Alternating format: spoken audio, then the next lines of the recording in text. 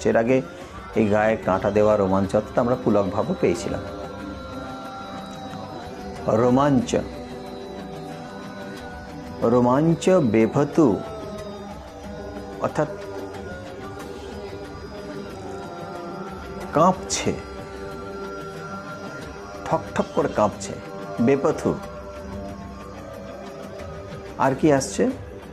বেপথু স্বরভেদ অর্থাৎ গলার আওয়াজ ভেঙে গেছে, গলার আওয়াজ ভেঙে গিয়ে খুব করুণ অবস্থায় এসে গেছে।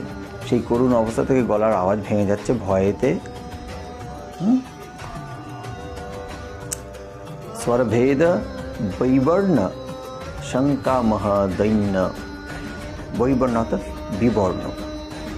গত পর্বে যেটা আমরা আলোচনা করেছি যে বিবর্ণতা, মুখ ফ্যাকাশে হয়ে যাচ্ছে, কেমন?